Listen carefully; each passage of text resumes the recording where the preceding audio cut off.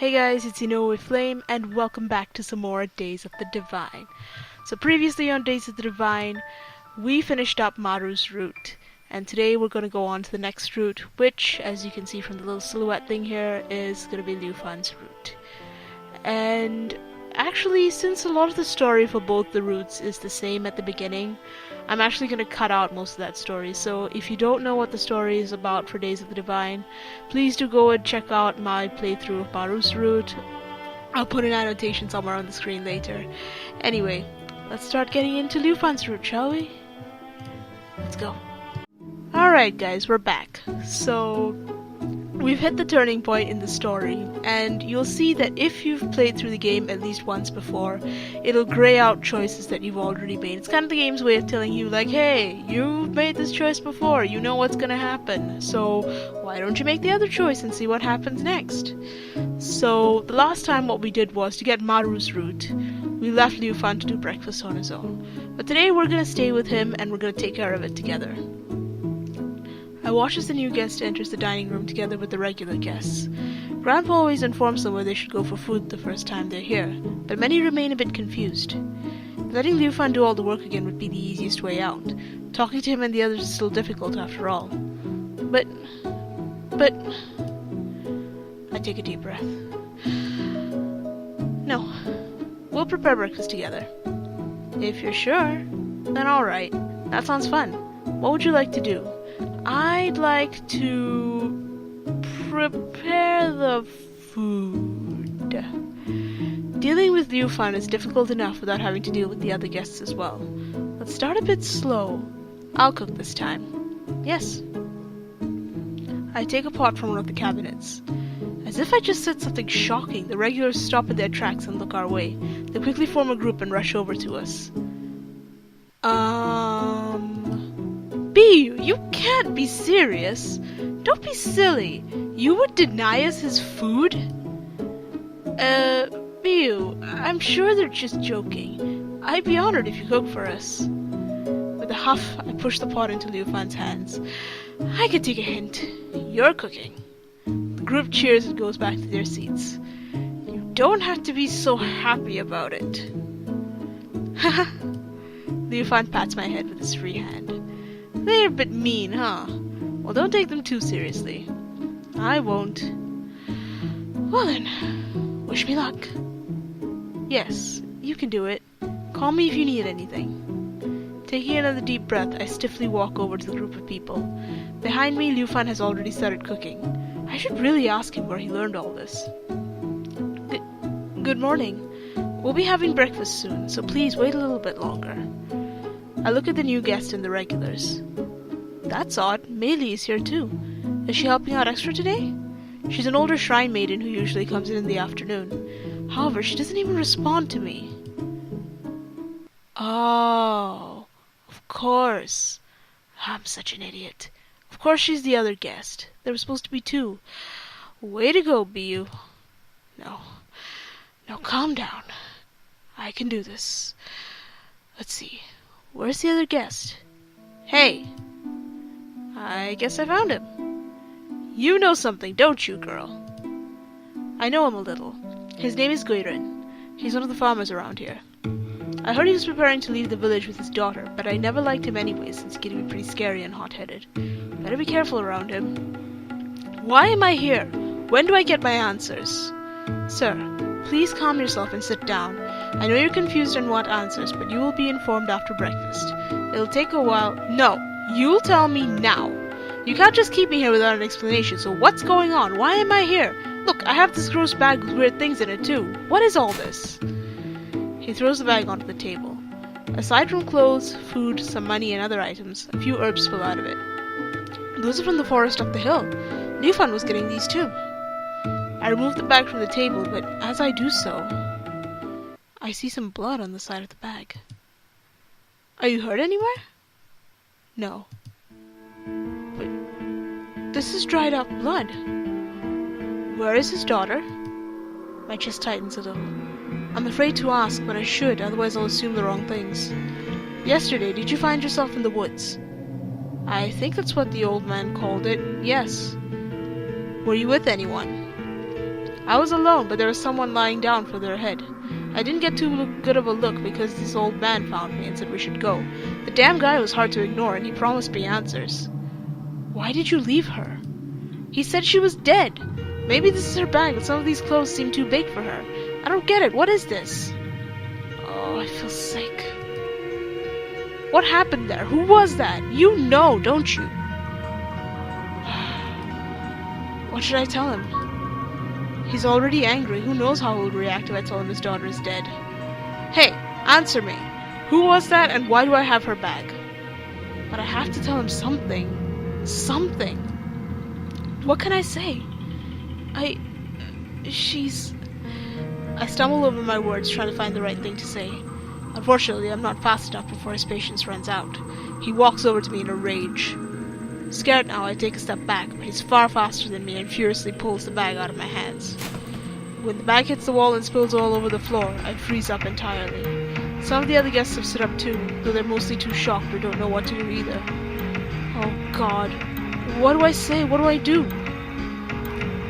Okay, so from what I can tell, actually all these choices have the same outcome. She could call her for help and have Liufan come and help her. She could run away, or she could just tell this guy that his daughter is dead. But I think either way, the same thing's gonna happen, so... You know what, I'm just gonna call Liufan for help. I need reinforcements. Forcing my body into movement, I back away quickly. Liu? However, the rest of my words are cut off when Guirin grabs my arm roughly and I let out a scream. Before any of us has the chance to respond again, someone comes up behind me and kicks the man in his stomach. He lets me go with a grunt, doubling over in pain and clutching his stomach. It takes me a moment to realize Liufan is standing in front of me now. What the? You little brat, how dare you! Still recovering, the man gets back up. No. He's gonna attack Liufan soon. What should I... Sorry, but I've heard enough. Touch her again, or try anything like this again, and I will use this. He taps on the hilt of the sword. Ugh, she should have just told me what she knew. While still enraged, the sword is making sure Guirin doesn't dare come closer again. Maybe you should have looked through that bag better and thought for a second before you started complaining. It's rather obvious. The man looks back at the bag, half its contents now spilled out over the floor. He still doesn't seem to understand what Liufan is hinting at. A man found in the forest with memory loss. A dead girl. A bloodied bag filled with food and clothes for 2 people. With so much information, is it really that hard? You're probably traveling with her, sir. She just happened to be unlucky in a different way. I guess the old sir was just in time for you. Why would I travel with... A bit slow, are we? It was probably your daughter or some other close relative.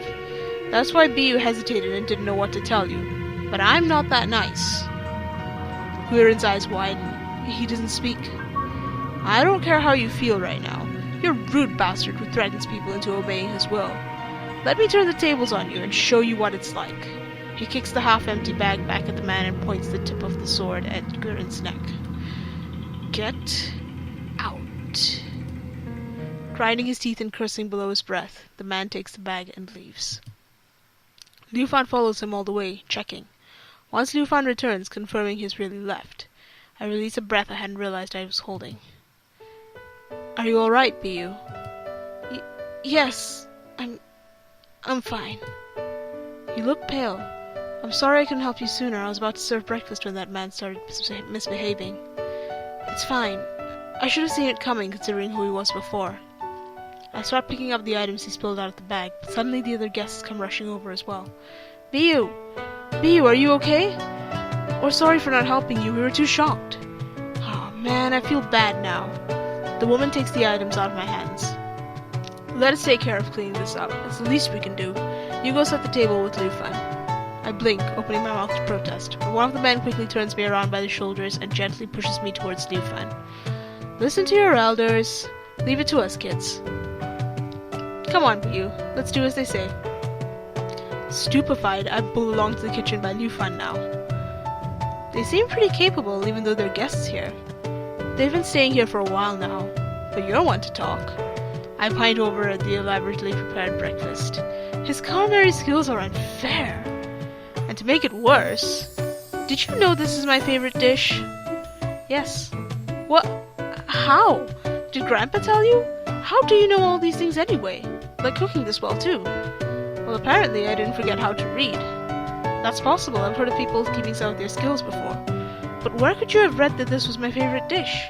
That's not exactly common information. Well, the old me made notes. A lot of notes. Apparently I asked your grandfather to show them to me if this ever happened. I've been reading them each day and learned a lot, although there is still some more to go. Last time you mentioned we got along, so I started looking for notes about you. My cheeks heat up a bit. It's embarrassing to think Liufan found my favorite dish is important enough to write down. I'll read as much as I can and try to turn back into the friend you once knew. I can see why you dislike talking to people like me now. You know what, Liufan? When the mist stole away your memories, it stole away the friend that I once had. That friend can never come back, so just be who you are now. We can make new memories together. It's alright if you want to catch up, but don't worry about acting like my old friend. Just be who you are now. Thank you. I will. Still, I hope occurrences like these don't happen too often. You went so pale I feared you'd faint. It's usually not this bad, but the death of the girl didn't help. It's all because of this cursed mist. Even indoors, there is no escaping the mist entirely. I wonder if Guiron and his family gave up on it ever ending. I hope he finds someone to take care of him, because I cannot help him like this. The mist is the cause of all this memory loss, right? Not just that. In high quantities, it also turns animals insane, like in the forest near the other shrine. There, they're completely wild and hostile, attacking people regularly.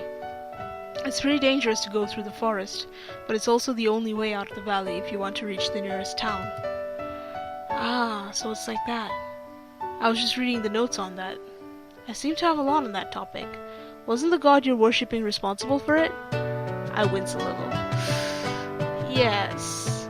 To be honest, I'm starting to wonder why I'm still doing it. He only seems to do terrible things, and I loathe the mist he creates. I agree. I would even say people don't need gods. Huh? A life where gods didn't interfere with humans. Wouldn't that be nice? No offerings, no prayers, no threats. Gods are rather selfish beings. A life without interference from gods. I think that sounds nice. We would have to stand on our own strength then. But if we worked together, I think it could work. Not having to worry about the vengeance of a god would be nice for a change. Yes, right? Don't underestimate the capabilities of an entire village.